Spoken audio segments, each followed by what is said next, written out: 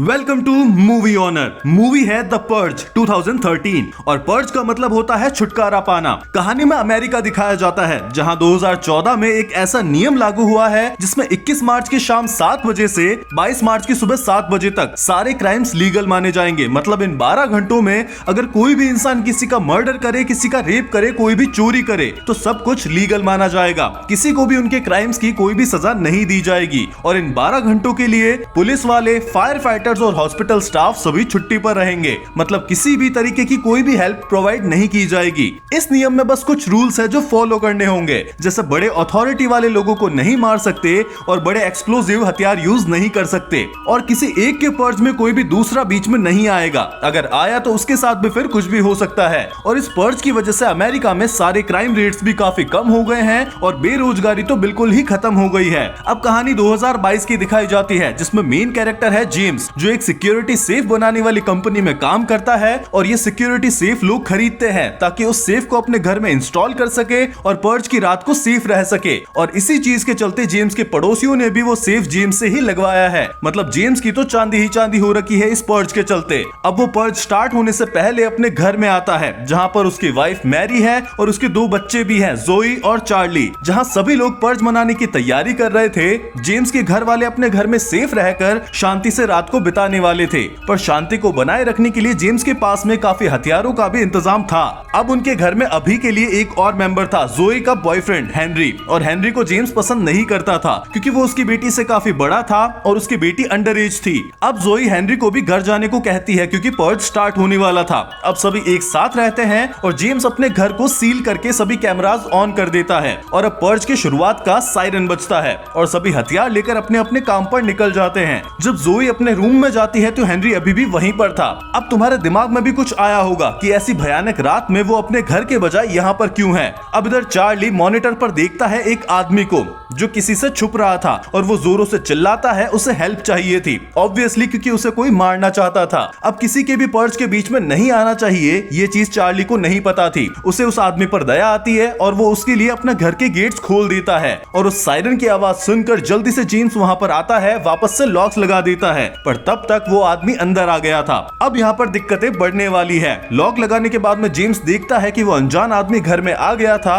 और वो उससे कुछ पूछता, तभी उस पर हेनरी फायर कर देता है। वो कैसे ही बचकर हेनरी पर वापस फायर बैक करता है जिससे हेनरी को गोली लग जाती है और वो वहीं पर निपट जाता है। अब हेनरी जेम्स को इसलिए मारना चाहता था क्योंकि वो जोई से उससे मिलने नहीं देता था। अब तुम सोचोगे कि इतनी सी चीज के लिए कोई ऐसा कौन करेगा, तो इस पर्ज का यही मोटिव है कि अपने मन में जो भी भड़ास है तुम उस दिन के लिए निकाल सकते हो। तो हेनरी ने भी अपनी भड़ास निकालने के लिए जेम्स को मारने की सोचा। अब इस बीच वो अनजान आदमी वहां से भाग जाता है और घर में कहीं छुप जाता है। तभी दिक्कतें और ज्यादा हो जाती है। अब जेम्स के घर के बाहर एक गैंग आती है जिनके मेंबर्स ने अजीब से मास्क लगा रखे थे। वो कैमरास पर आकर बोलते हैं कि उन्हें वो आदमी चाहिए जिसमें उनका एक लीडर होता है। वो काफी आराम से पर साइको वाली टोन में बोलता है कि अगर वो आदमी तुमने हमें नहीं दिया तो तुम्हारा ये सेफ तुम्हारे कोई काम नहीं आएगा और हम तुम्हारी पूरी फैमिली को मार देंगे। और इसी बीच में वो अपने एक गैंग के मेंबर को भी गोली मार देता है, बस यूं ही क्योंकि वो बीच में बोल रहा था। अब इससे इसका साइको नेचर जेम्स को और भी ज्यादा डरा देता है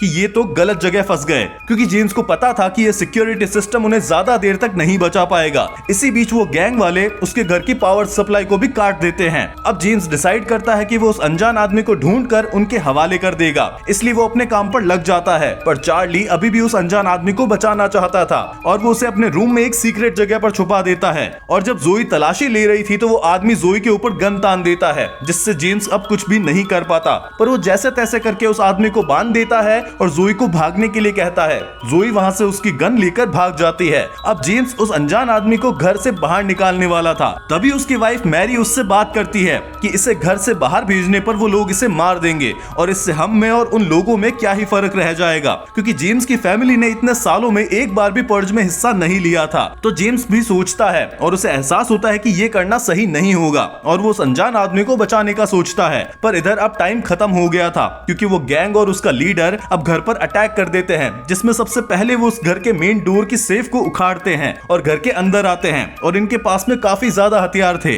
अब इधर जेम्स ने भी कच्ची गोलियां नहीं खेली थी, उसके घर के बारे में उन गैंग वालों से ज्यादा उसे पता था और इस चीज का फायदा उठाकर वो चालाकी से काफी सारे गैंग मेंबर्स को मार देता है। पर वो गैंग का लीडर जेम्स को चाकू मार देता जाता है। अब जेम्स मरने वाला था, तभी सरप्राइज अटैक होता है। जेम्स के जो भी पड़ोसी थे सभी एक एक करके उन गैंग वाले मेंबर्स को मारने लगते हैं। पर इधर वो लीडर अब जेम्स और उसकी फैमिली को शूट करने वाला था, क्योंकि जेम्स और उसका परिवार उस लीडर के पर्च के बीच में आया था और वो गोली मारने ही वाला होता है। तभी एंट्री होती है जोई की और वो उस लीडर को शूट कर देती है और अपने परिवार को बचा लेती है।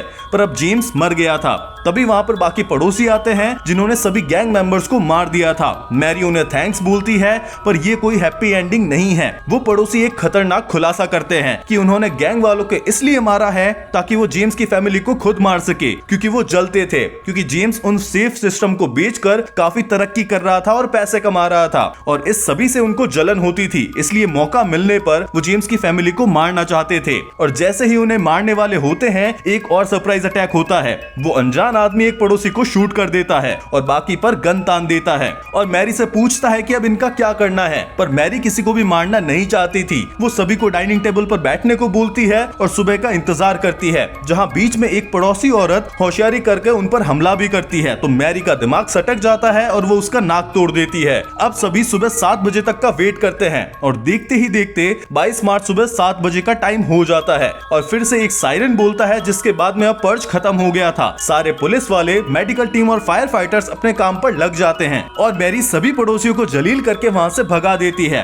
और अब वो अनजान आदमी भी वहां से चला जाता है। मौत का यही नियम है। हमने फाइनल डेस्टिनेशन में भी देखा था कि कोई एक बचा तो उसकी जगह कोई दूसरा मरेगा। यहाँ पर वो आदमी बचा तो उसकी वजह से जेम्स मरा। पर चांसेस थे कि पड़ोसी जेम्स के घर वालों को मारने का ट्राई करते, पर अगर अनजान आदमी को घर में नहीं डाला जाता तो वो गैंग नहीं आती और जेम्स के घर की सिक्योरिटी नहीं टूटती, तो पड़ोसी भी वहां पर नहीं आ पाते। पर फिर मैरी को उसके पड़ोसियों की रियलिटी भी पता नहीं चलती, जहां अनाउंस होता है कि इस साल का पर्च काफी सक्सेसफुल रहा और काफी सारे लोगों ने इसमें हिस्सा लिया और इसके साथ ये कहानी एंड होती है। इस कहानी का कॉन्सेप्ट अपने आप में काफी यूनिक है, जहां पर मूवी देखते टाइम तुम अपने दिमाग में ये सोचने लगते हो कि अगर तुम इनकी जगह होते तो तुम क्या करते, क्योंकि इसमें अनजान दुश्मन से लेकर पड़ोसी दुश्मन सब के बारे में बताया गया है। इसके साथ ही इस मूवी सीरीज में और भी मूवीज हैं जिनके एक्सप्लेनेशन में एक एक करके लाता रहूंगा, पर तुम्हें इसके लिए इसे शेयर करना होगा उन दोस्तों के साथ जिन्हें लगता है कि सभी के पास में एक मर्डर करने की छूट तो होनी ही चाहिए। तुम बताओ कमेंट्स में तुम्हें ये रूल कैसा लगता है, जिसमें भड़ास निकालने से क्राइम रेट कम होती है पर बेरोजगारी कैसे कम हो गई। तो ऐसे सेफ सिक्योरिटी सिस्टम खरीदने और हथियार खरीदने की औकात सिर्फ अमीरों में ही होगी, जिससे गरीब ज्यादा से ज्यादा शिकार बनेंगे और मरेंगे, जिससे बेरोजगारी भी खत्म हो जाएगी। तो वीडियो पसंद आया तो लाइक करो, ज्यादा पसंद आया तो एक दोस्त के साथ में शेयर करो, सब्सक्राइब करो ऐसे ही इंटरेस्टिंग मूवीज एक्सप्लेनेशन देखने के लिए।